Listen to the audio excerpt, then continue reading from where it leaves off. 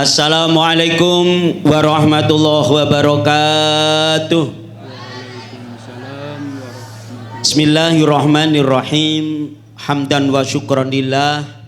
Wassalatu wassalamu ala rasulillah wa ala alihi wa ashabi wa mawalah. La hawla wa la quwata illa billah. Hasbunallah wa ni'mal wakil. Ni'mal maula wa ni'man nasir. Qala Allah Ta'ala fi kitabihil karim. A'udzu billahi minasyaitonir rajim. Wal yakhsal ladina law taraku min khalfihim dzurriyyatan dhi'afan khafu 'alaihim falyattaqullaha wa yaqulu qawlan syadida. Sadaqal azim. Nyun sewu dhateng panjenenganipun Bapak Purnawan Mayor Waluyo Utomo ingkang boten asing malih sampun sering tindak mriki ingkang saestu kula hormati para pinisepuh sesepuh ingkang dhat kinabekten bapak-bapak ibu-ibu ugi boten katelumpen anak-anak kula saking santri-santri Darul Ulum ingkang kula sayangi. Alhamdulillah. Guyune ngoten nika lho. Masyaallah menika niki dari beberapa pulau. Insyaallah mangke dialah yang akan menyebarkan menapa ingkang panjenengan aturaken. Bapak Ibu ingkang dipun taala, alhamdulillah enjing niki kita saged makempal sesarengan ing dalem pengaosan Ahad pagi ingkang wekdal menika benten. Amargi materinipun mangke masalah nggih menika peristiwa G30 SPKI ingkang sekian tahun kepungkur terjadi wonten ing tlatah Indonesia wabil khusus dateng Magetan. Terkenalnya Madiun, tapi sebenarnya peristiwa besar itu yang paling berdampak nggih menika wonten ing Magetan. Pramila masyaallah hari ini akan kita ungkap bersama-sama. Kula mangke ingkang badhe memandu acara menika dene ingkang badhe ngaturaken selengkapipun mangke panjenenganipun lan perlu dipun mangertosi menika mangke sak sampunipun menika watawis sampai jam 7 panjenengan materi disampaikan. Setelah itu kita buka tanya jawab terutama untuk anak-anak. Nggih. Monggo sing takon langsung nggih cacah lho mboten jenengan Pak. Sing kersa takon langsung tak sangoni 10.000. Cih tenanan iki wis tak sak ini lho bendol sak meni gedene lho. Pokoke takon 10.000 kena nggo tuku es desa. Kok es ya teh desa. Lho yun sewu anak-anak dipersiapkan niki sami betul catatan. Bapak lha mengke dicatat yang mungkin kurang jelas saged dipun pertanyakan. Nek kula kali bapak-bapak pun ngrasakne peristiwa sekian tahun yang lalu. Nalika semanten kula sampun kelas 1. Nggih, meh mergane pergantian ajaran itu ruwen Desember. Sehingga kelas 1 mau naik ke kelas 2 SD. Pramila saya sudah bisa merasakan ndelok pawai nggih lewat mriki masyaallah. Nalika semanten Bapak sekalian, pawai itu mulai saka Sawu Jajar. Nggih, pusate teng mriko riyen riyen ngenekne tunel barang kula ya ndelok. Mriko sampai lapangan Takeran. Panjang. Dan waktu itu memang masyarakat masyaallah. Saya itu ndelok tunel ning Takeran ten Kepuh tempo Kuwon emot nggih rupame kuwon kula riyen ndelok Tara nggih tahun wekdal niku kula saged ngraosaken ramenya orang jogetan waktu itu luar biasa. Tapi saya juga merasakan menyaksikan bagaimana kapi kami pada waktu itu nggih pawai lewat sini. Kula menyaksikan pada waktu penggerbekan pertama. Jadi nalika sekolah teng mriki kono ya. Niku bar itu ada satu rapat besar di kecamatan. Ya pemuda-pemuda PSM, PII, niku akhirnya geger di depan itu. Akhirnya ada yang lari ke sana sampai tekan Grantil. Jadi sudah mulai crash. Pagi niku Bu nggih.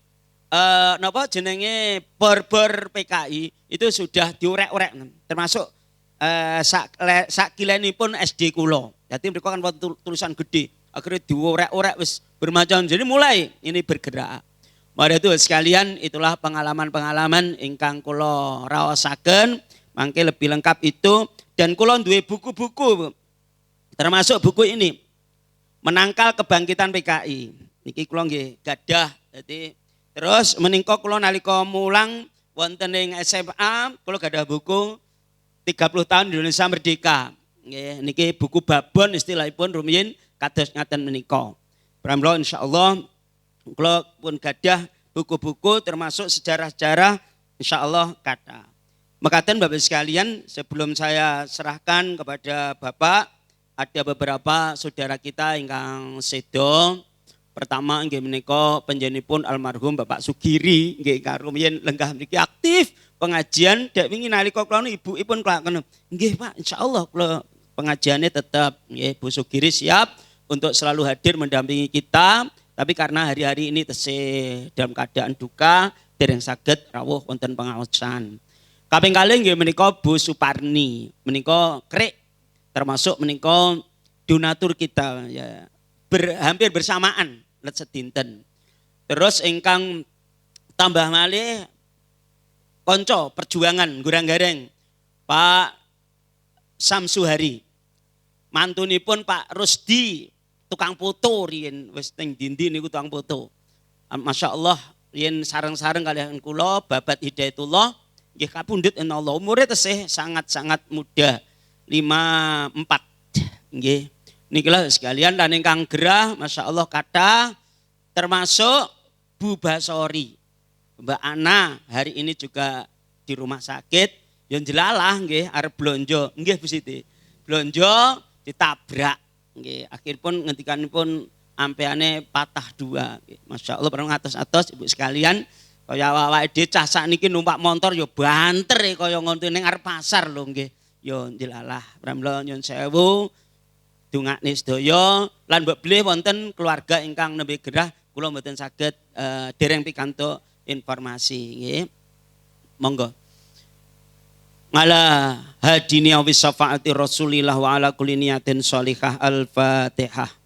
A'udzubillahi minasyaitonir rajim. Bismillahirrahmanirrahim. Alhamdulillahirabbil alamin. Arrahmanirrahim. Maliki yaumiddin. Iyyaka na'budu wa iyyaka nasta'in. Ihdinas siratal mustaqim. Shiratal ladzina an'amta 'alaihim ghairil maghdubi 'alaihim waladdallin. Amin. Wa ila arwahi almarhum panjenengan Pak Sugiri ya Allah. Mas Samsuhari ugi Bu Suparni krek. Mugi-mugi dipun ngapunten sedaya kelepatanipun dipun tampi amal-amal sholihipun putra wayah tetep saged mantep madhep lan istiqomah ing dalam ibadahipun. Lahum al-Fatihah. A'udzubillahi minasyaitonir rajim. Bismillahirrahmanirrahim. Alhamdulillahirabbil alamin. Arrahmanirrahim. Maliki yaumiddin. Iyyaka na'budu wa iyyaka nasta'in. Ihdinas siratal mustaqim. Siratal ladzina an'amta 'alaihim ghairil maghdubi 'alaihim. Amin. Wa ila arwahi para syuhada korban keganasan PKI tahun 48 lan ugi sedaya para ulama ingkang sampun sedo ya Allah. Mugi-mugi dipun ngapunten sedaya dosa kelepatanipun, dipun tampi amal-amal sholihipun, kita sami saged nglajengaken ing dalam perjuanganipun. Lahum al-Fatihah. A'udzubillahi minasyaitonir rajim. Bismillahirrahmanirrahim. Alhamdulillahirabbil alamin. Arrahmanirrahim. Maliki yaumiddin. Iyyaka na'budu wa iyyaka nasta'in. Ihdinas siratal mustaqim. Siratal ladzina an'amta 'alaihim ghairil maghdubi 'alaihim waladdallin. Amin. Amin ya rabbal alamin. Mekaten matur suwun, waktu sepenuhnya kami haturkan kepada Bapak Purnawirawan nggih Mayor Waluyo. Alhamdulillah menika penuh karena generasi muda juga kita undang untuk bisa menyaksikan acara menika. Wekdal sakcakepipun sampai jam 7 kalau sumanggaaken. Monggo.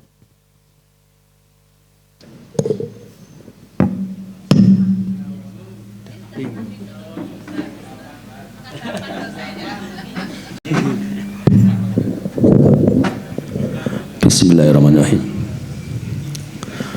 Assalamualaikum warahmatullahi wabarakatuh.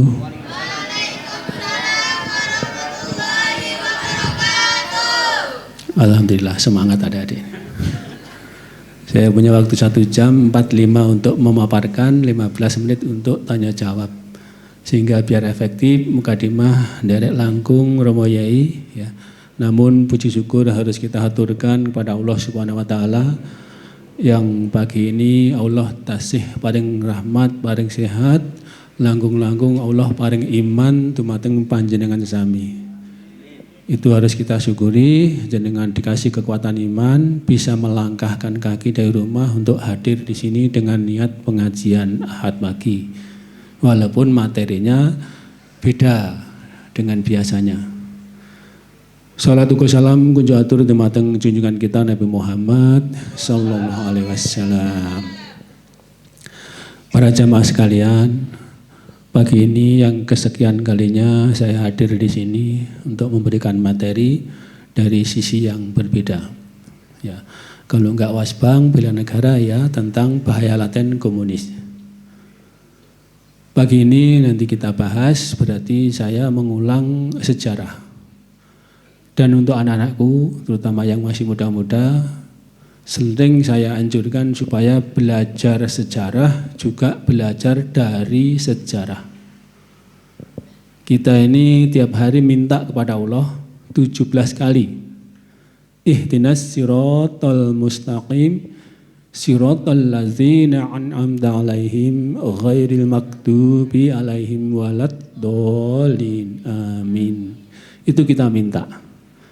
Tunjukkanlah kami jalan yang benar. Bukan jalannya orang-orang yang dimurkai lagi orang yang sesat. Untuk mengetahui jalannya orang benar, siapa orang yang benar itu? Ya para nabi, para rasul, para ulama, para kiai. Jalannya orang sesat siapa? Ya musuhnya. Nabi Ibrahim, Nabi Muhammad, Nabi Musa, itu jalannya orang-orang yang benar. Tentunya jalannya orang-orang yang sesat lawannya. Fir'aun, Namrud, Abu Jahal, Abu Lahab, itu jalannya orang-orang yang sesat. Untuk mengetahui semua itu ya kita belajar sejarah. Dibuka-buka bagaimana kisah perjalanannya. Setelah kita tahu, kita tidak mengikuti jejaknya yang sesat tadi, itu namanya belajar dari sejarah. Termasuk sejarah perjalanan bangsa kita. Kalau kita nggak belajar, nggak tahu. Anak-anak muda ini kalau saya sebut Dikianius, tahu nggak?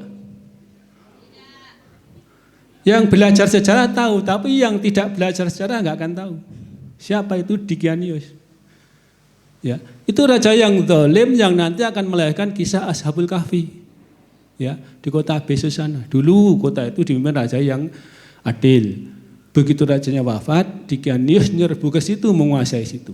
Lama-kelamaan karena sudah luar biasa, nggak pernah sakit, ngaku Tuhan. Istananya sangat luas. Panjang 1 farsah, lebar 1 farsah. 1 farsah itu 8 kilo istananya itu. Kalau mengharumkan istana itu pakai burung, suruh masuk ke minyak pewangi, disuruh terbang. Cara mengharumkan istana seperti itu.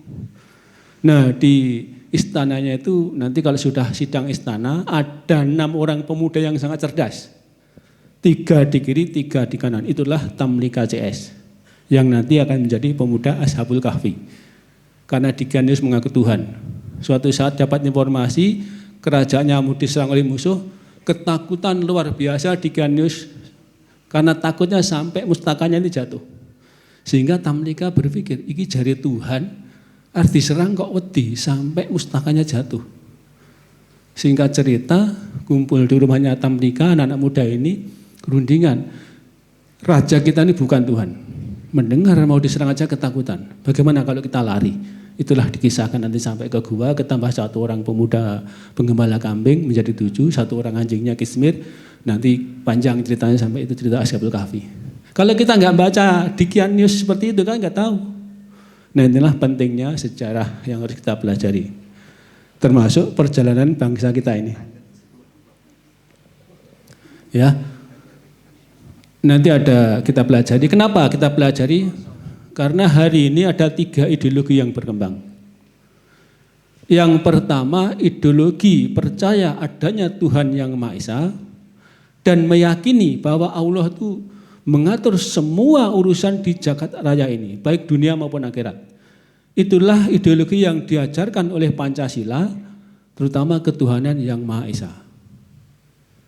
Dan hari ini penganut yang pertama ini secara KTP mayoritas, hakikatnya minoritas. Ya. Ideologi yang kedua apa? Percaya adanya Tuhan yang Maha Esa. Bagi mereka Tuhan urusan akhirat saja, dunia urusan manusia. Inilah yang disebut ideologi sekuler. Ini pengikutnya banyak sekali, walaupun KTP-nya Islam. Ini juga sedang berkembang di negara kita. Yang paling bahaya yang ketiga, ideologi komunis, tidak percaya adanya Tuhan. Ini juga dikembangkan di negara kita sampai hari ini yang kita sebut komunis gaya baru. Inilah yang akan kita pelajari. Ya. Kenapa kita belajar seperti itu? Karena kita lihat di medsos dan sebagainya hari ini antara pengkhianat negara dengan orang yang mau menyelamatkan negara itu tidak sebanding. Dari kumpul 100 orang yang mau menyelamatkan negara mungkin hanya satu. Yang 99 itu mau menghancurkan negara atau berkhianat pada negara. Di antaranya tadi kena ideologi komunis. Ya. Pengkhianat itu kalau orang sepuh nyebutnya sengkuni. Ya, setiap perjalanan, perjuangan mesti ada sengkuninya. Zamannya kakeknya Pangeran Diponegoro yaitu Pangeran Mangkubumi itu sudah ada sengkuninya, namanya Pringgoloyo. Pringgoloyo ini sengkuni yang mempengaruhi Belanda untuk memusuhi Pangeran Mangkubumi. Nanti Pangeran Diponegoro berjuang juga ada sengkuninya, namanya Danurejo. Itu temannya ngaji di Mojokerto. Beliau direkomendasi supaya menjabat di Mataram, tapi menjadi sengkuni. Terus sampai perjuangan kita 45 nanti PKI 48 sengkuninya Amir Syarifuddin CS, Subandrio, ya. Kemudian 65 juga nanti Aidit sengkuninya, terus.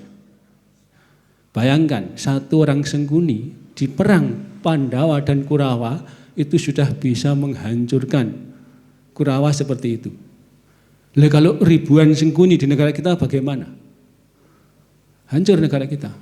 Ya. Satu aja sudah menghancurkan.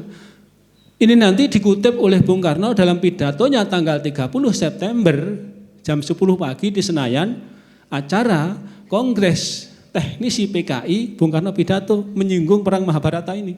Bahwa Arjuna terpaksa membunuh saudara-saudaranya sendiri sebelum peristiwa G13 itu. Anak-anak kecil belum tahu sengkuni, saya jelaskan. Dan sengkuni zaman dulu yang ngadu domba Pandawa dan Kurawa itu ada alasan yang bisa kita terima. Walaupun tindakannya salah, alasannya bisa kita terima. Apa alasannya? Karena keluarganya sengkuni yang 100 orang ini habis, ditambah ibu bapaknya. Sisa satu Dewi Gandari.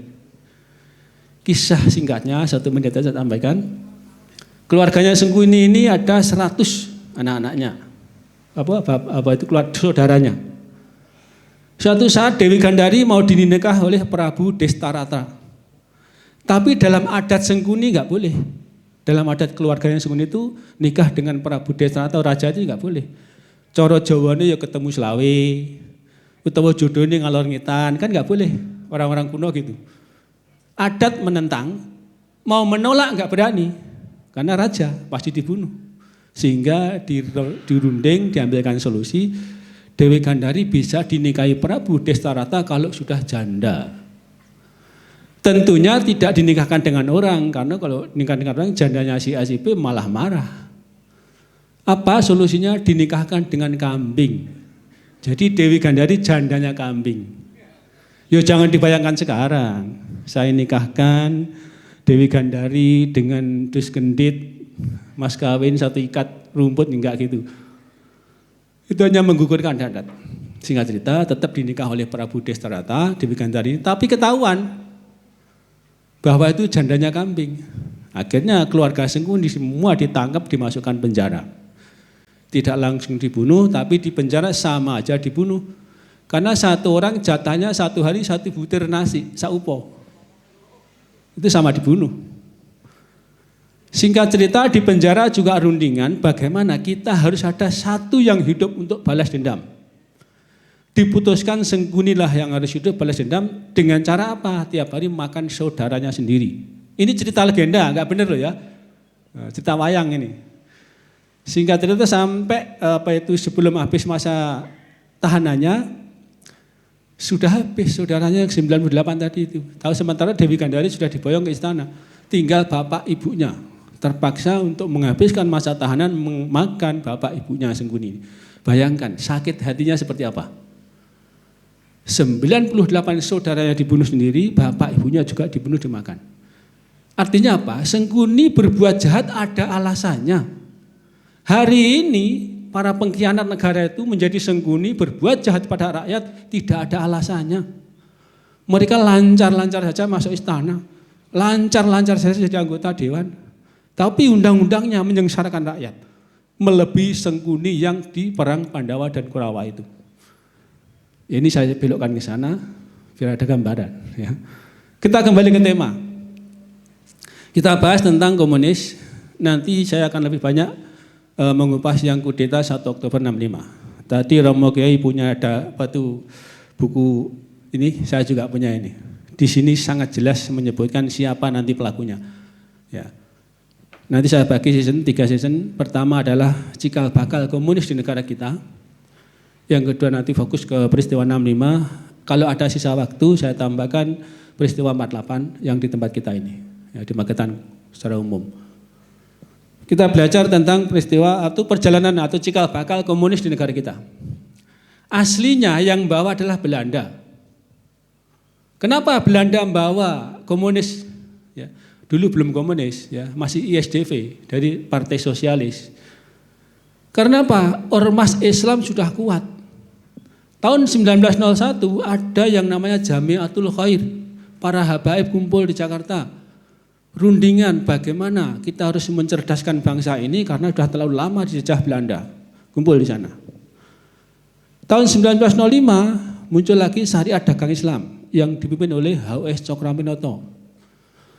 Tadi para habaib yang membuat Jamiatul Khair tadi tahun 1903 ada kongres di Jakarta.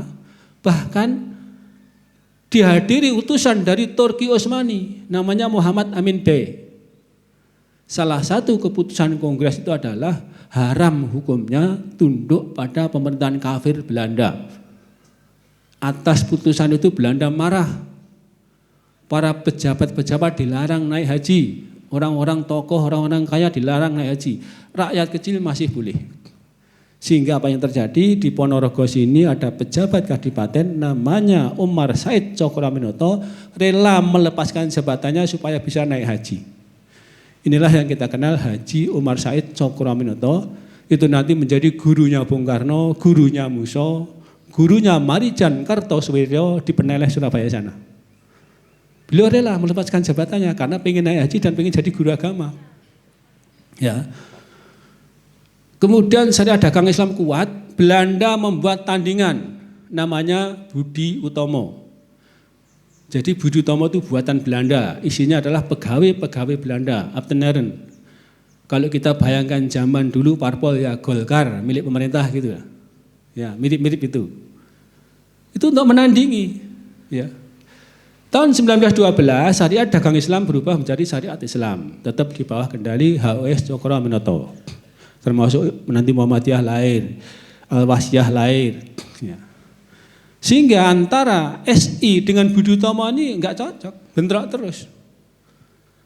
Bahkan sampai hari ini masih ada yang nyimpan buletin yang namanya Sawi Isworo. Itu tanggal 11 Januari tahun 1918, Budi Utomo ini menghina Nabi Muhammad. Dalam buletin itu disebutkan Nabi Muhammad pezina, pemabuk, pejudi. Ada yang sampai sekarang menyimpan majalahnya itu guru besar ilmu sejarah di Universitas Pajajaran. Dengan Budi Utomo seperti itu, Haji Umar Said marah ya, membuat yang namanya Laskar Kanjeng Nabi. Bentrok terus. Sehingga tahun 1935 dibubarkan oleh Belanda Budi Utomo ini. Apa yang mengherankan? Tahun 35 Budi Utomo dibubarkan sampai hari ini masih kita peringati kebangkitan nasional. Iya kan? Kita kalau disebut kebangkitan nasional pasti ingat Budi Utomo.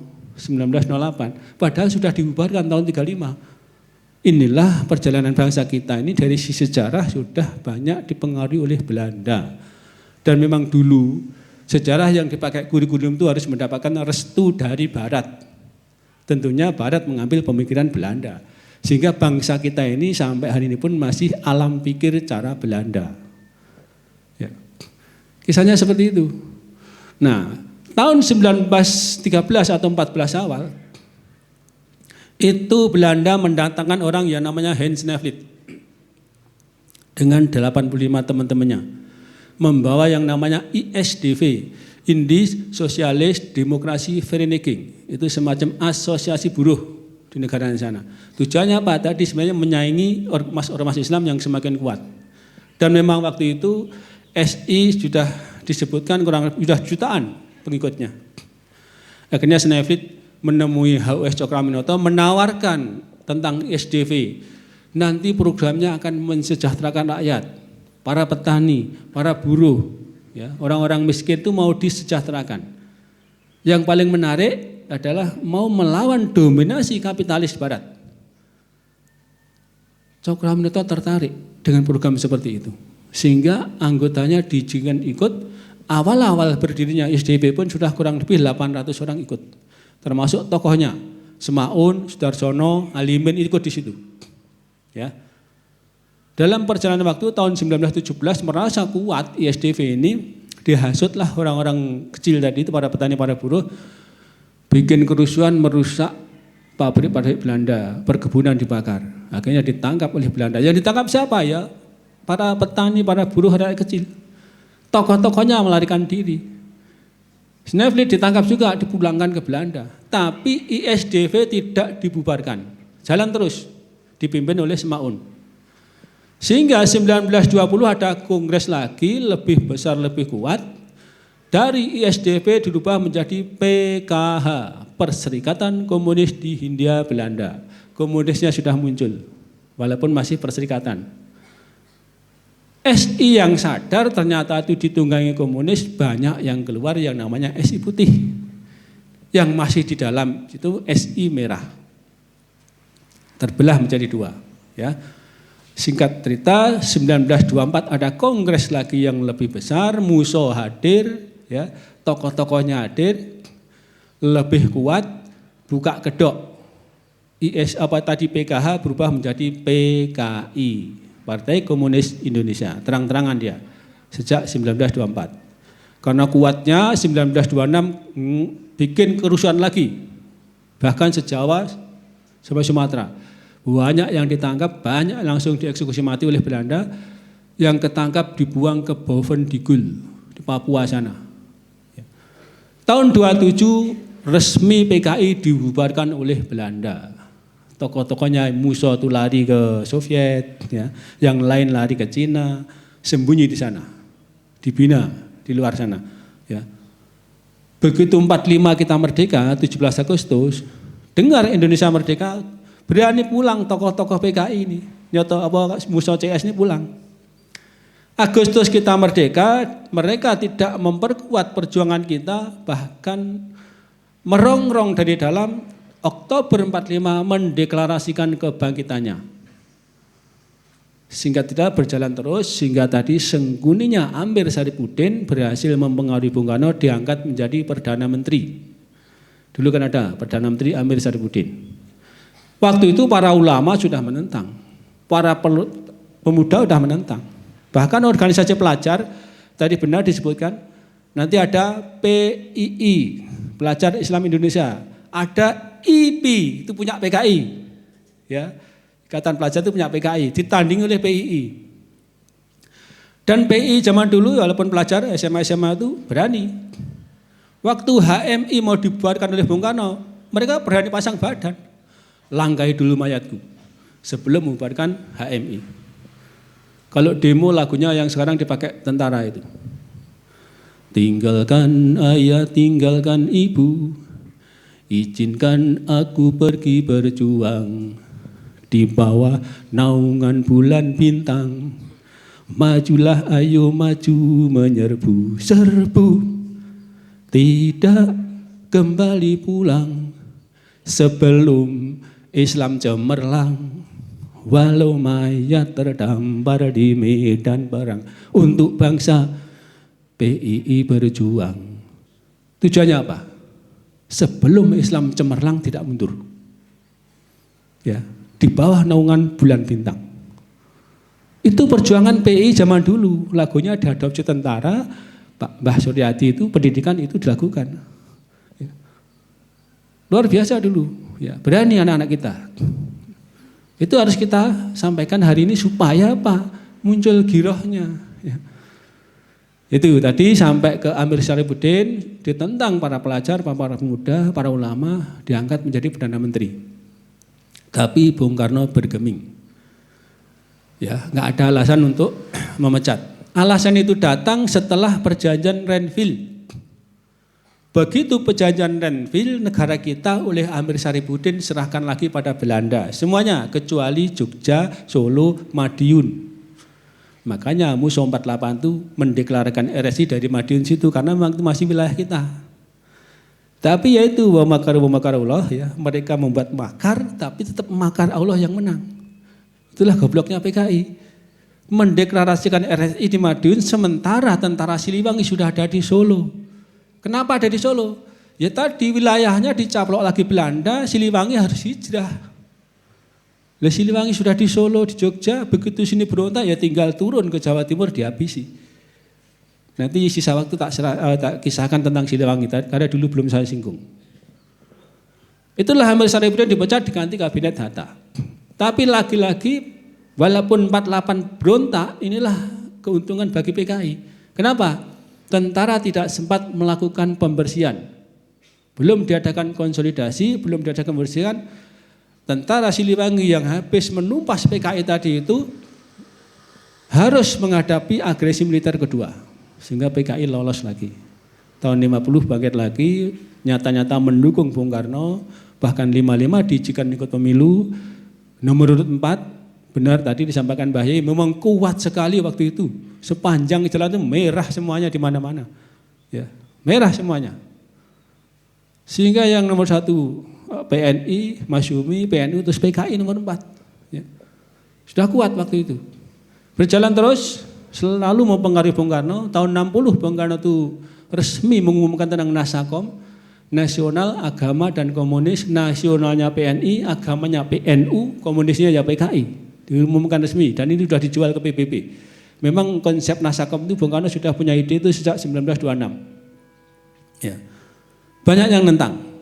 Bahkan saya membaca kisah perjalanan Pak Abri, itu kongres kedua tahun 61 di trek pesawat Prigen di Tretes sana itu, keputusan kongres juga menentang Nasakom. Jadi bukan ulama para purna pun menentang. Dulu belum Pak Abri ya, PPAPRI, Persatuan Purnawirawan atau Persatuan Pensiunan Angkatan Perang Republik Indonesia. Berubah menjadi PPAPRI tahun 64. Itu keputusan kongres kedua di Tretes Prigen sana itu juga menentang adanya Nasakom. Ya, semuanya menentang. Tapi bergeming Bung Karno karena sudah terlanjur dijual ke PBB Nasakom itu.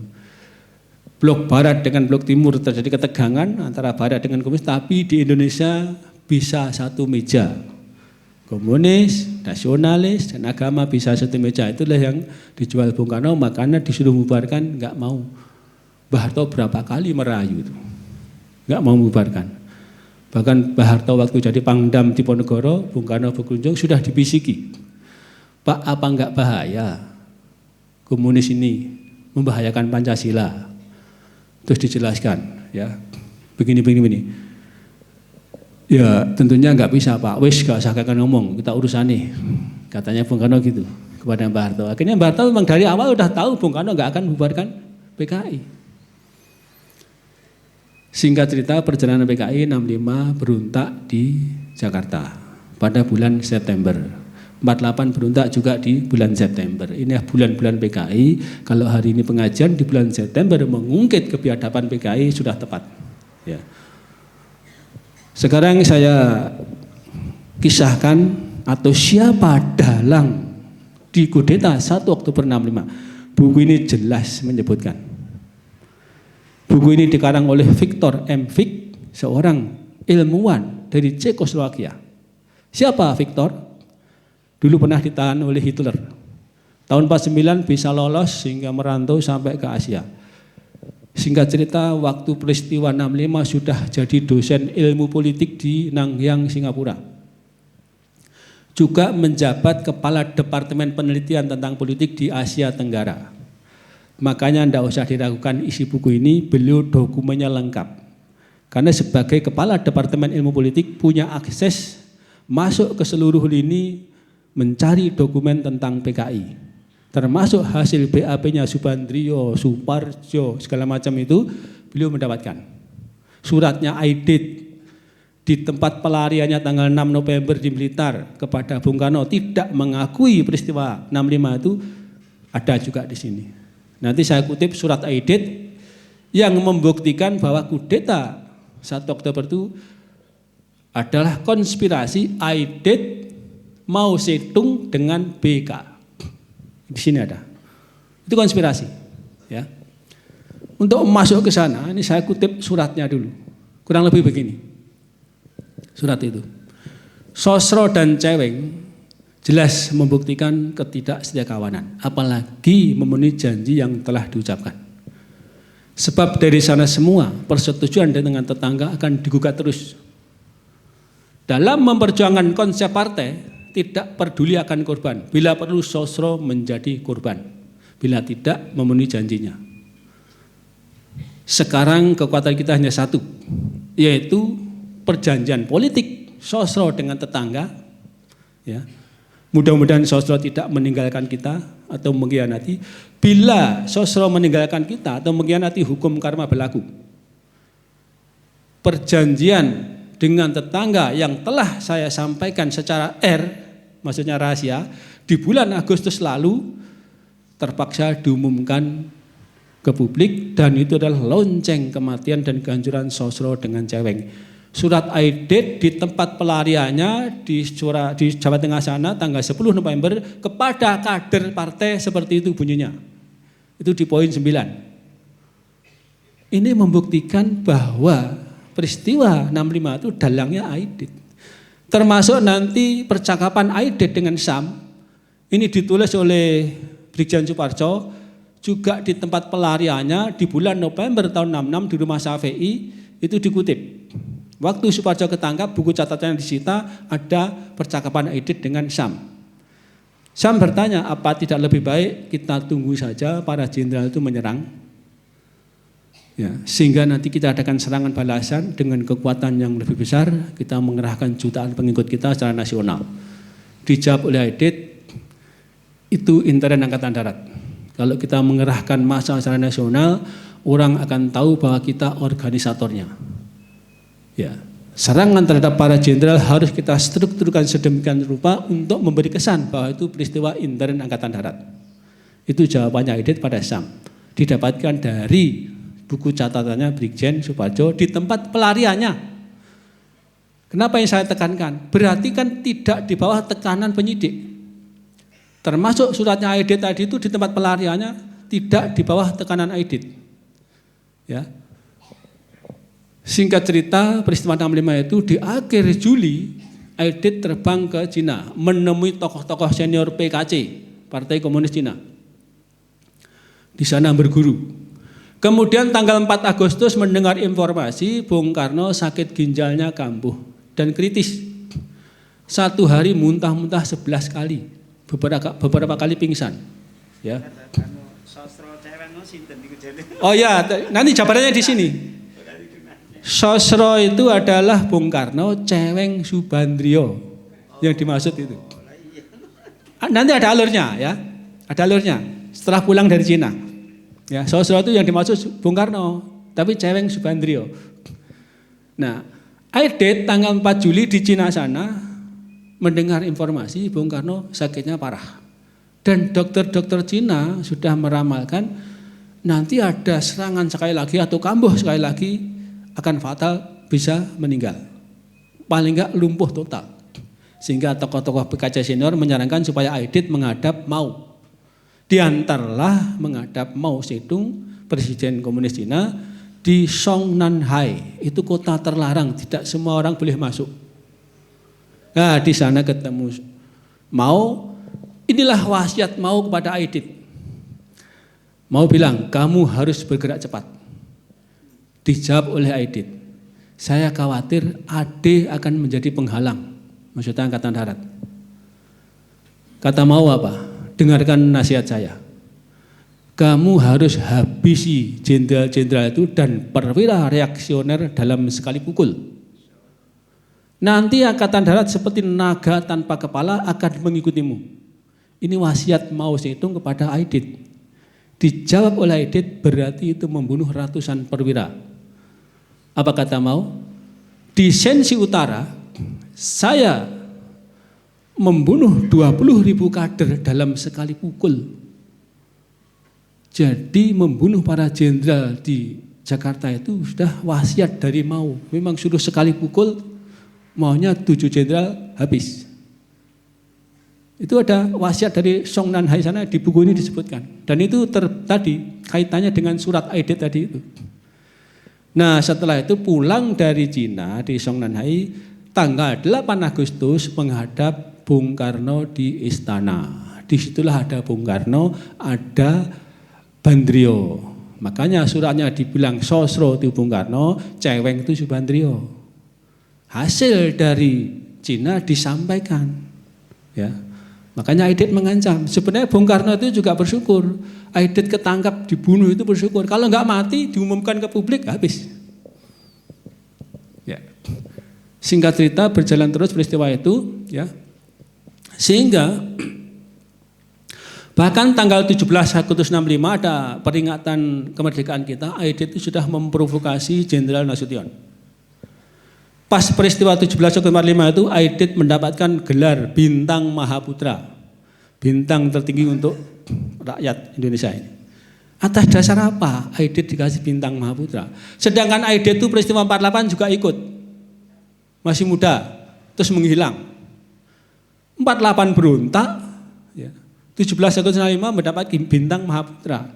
Ini berarti BK udah keblinger. Nak bisikan Sengkuni tadi. Turun dari digelari Bintang Mahaputra, tidak langsung kembali ke tempat duduknya, menghampiri Jenderal Nasution dengan pamer.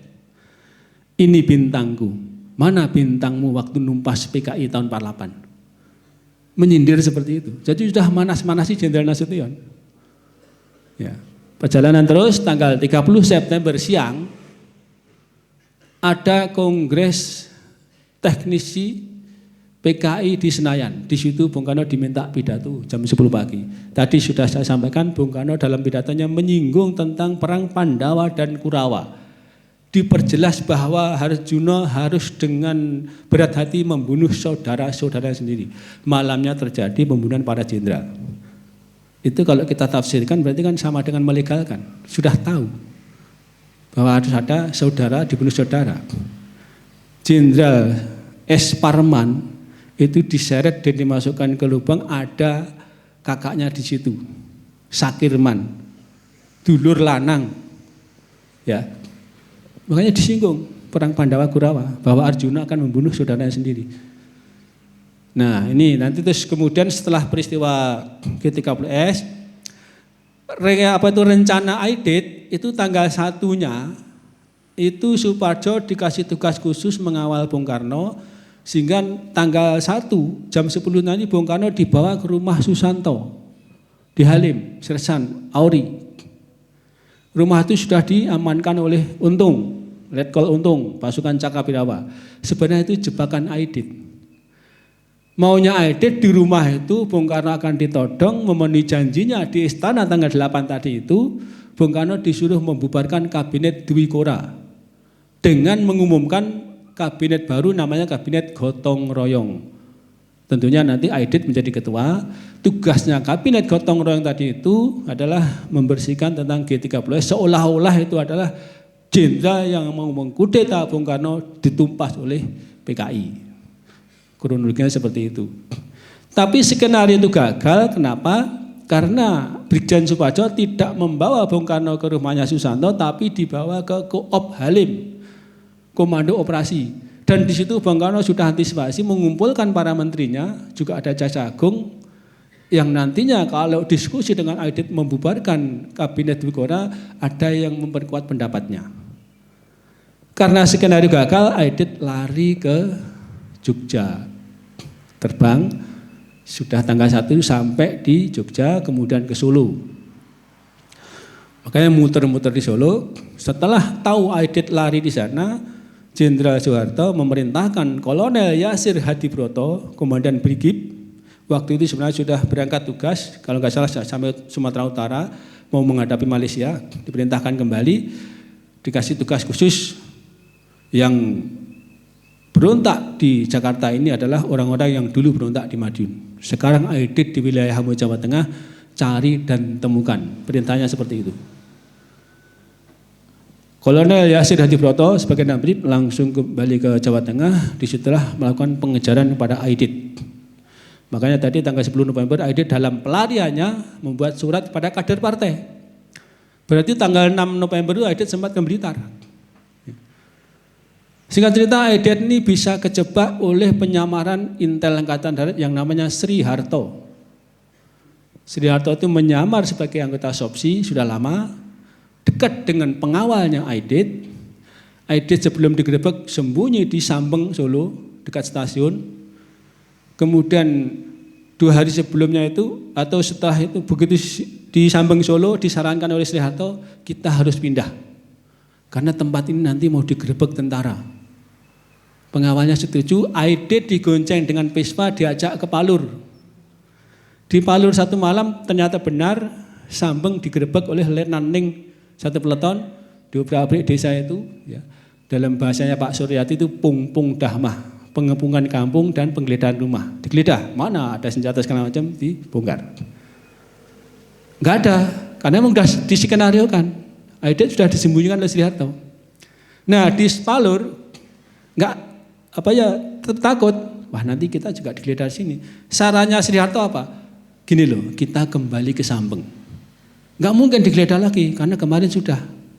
Pengawalnya Aidit setuju, bahkan percaya sama Sri Harto, dikasih pistol suruh mengamankan Aidit. Singkat cerita kembali ke Sambeng lah, sudah masuk killing ground, masuk kandang macan, malam-malam diserbu sama Letnan Ning dengan anak buahnya. Begitu diserbu, Aidit sembunyi dalam almari. Tapi ya itu, ya, karena memang jalannya mau ketangkep ada saja. Aidit sembunyi di almari tapi kacamatanya di atas meja. Sehingga prajurit loh, ini ada kacamata di sini, manusianya kemana? Buka-buka ternyata di dalam almari. Almari gantung sembunyi di situ. Oleh prajurit diteriaki, keluar kamu, kalau enggak keluar saya tembak. Aidit ngerti, kamu tahu siapa saya? Prajurit jawab, kamu Aidit. Aidit juga ngerti, pamer jabatan. Apa dibilang? Menko. Maksudnya adalah Menteri Koordinator. Tapi prajurit ini salah tangkap. Nyapa engkau? Saiki metu. Dikira engkau kan nanti, padahal itu Menko, Menteri Koordinator. Diseret keluar, diborgol oleh Sersan Surati, ya, diserahkan ke Kolonel Yasir Hadibroto dan Brigif. Dibawa ke Loji Gandrung. Di sana tidak di BAP. Sekali lagi, tidak di BAP. Tapi Aidit suruh nulis sendiri apa yang dilakukan selama ini sampai membunuh para jenderal sampai ketangkep itu. Ditulis 50 lembar halaman folio. Kenapa saya tekankan tidak di BAP? Kalau di BAP kan bisa digiring, dikondisikan, tapi nulis sendiri pengakuannya. Dan Aidit mengakui, orang yang paling bertanggung jawab peristiwa G30 SPKI. Mengakui. Malam-malam datang mayor dari CPM dengan alasan diperintah Pangdam Brigjen Suryo Supeno untuk menjemput Aidit. Tapi Kolonel Hadibroto tidak goblok. Ya sudah, Aidit tawanan saya. Mari kita sama-sama menghadap Pangdam, kita serahkan. Kamu duluan, saya ikuti. Mobilnya Mayor Pom duluan, mobil di belakang mobilnya dan Brigif dengan Aidit sudah diborgol. Di tengah jalan mobil belok, mobilnya dan Brigif menuju ke Batelon 444. Sampai di Batelon 444, Kolonel Yasir Hadibroto merintahkan anak buahnya mencari sumur tua. Kemarin saya sempat ketemu anggota 444, sekarang kalau nggak salah 412, itu sumur itu masih ada. Begitu lihat sumur tua, Aidit tanya, untuk apa ini? Ya untuk Bapak. Bapak kan tahu bahwa Jenderal Ahmad Yani juga dimasukkan ke sumur seperti ini. Sudah, Aidit pucat. Bahwa riwayatnya sudah mau tamat. Minta waktu, tunggu dulu, saya mau pidato. Di bibir sumur pidato berapi-api memuji-muji PKI. Hidup PKI, hidup PKI. Prajurit nggak sabar diberondong dengan angka 47. Habis masuk sumur. Itulah akhir perjalanan Aidit. Tanggal 22 November 65 Aidit mati dengan gelar pemberontak dan pengkhianat. Ada yang unik. Aidit dibunuh oleh Angkatan Darat tanggal 22 November 65. Mertuanya Aidit namanya Mudikdo juga terlibat peristiwa Madiun. Dalam pelariannya ke Boyolali, Jawa Tengah, ditangkap Angkatan Darat, dibunuh tanggal 21 November 48. Jadi mertua dengan anak sama-sama gelar pemberontak dan pengkhianat. Selisih 1 hari tanggalnya, tahunnya beda memang, sama-sama di bulan November.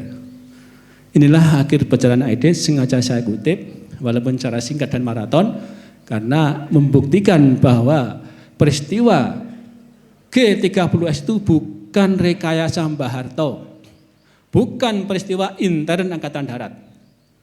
Yang ngomong Victor Vic. Nanti kalau ada yang protes tunjukkan bukunya ini. Ya, biar fotokopi, biar dibaca. Sekarang banyak, Bejontong itu udah teriak-teriak terus nggak ngakui itu. Kemarin di TV One itu bahwa tetap dia nggak mengakui. Namanya PKI masa mau mengakui?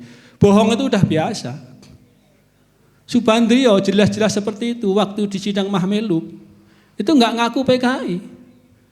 Saya Islam Pak, saya bukan PKI, saya sudah haji. Sehingga hakimnya enggak goblok. Kamu sudah haji? Sudah. Sholat subuh berapa rakaat? Apa kata Subandrio? 6 rakaat. Nah itulah PKI itu bohong itu udah biasa. Ya, sudah gawan bayi. Ya, itu ya. Masih ada berapa menit nih? Cerita terus, lali. Ya, 7.05. Untuk pemaparan kira-kira kurang 10 menit, ini saya kisahkan bagaimana Siliwangi nyerbu ke Magetan menghabisi PKI. Tadi sudah saya singgung ya bahwa makar Allah itu akan lebih hebat daripada makarnya PKI. Aidit berontak 1 Oktober 30 September di Jakarta, ya goblok.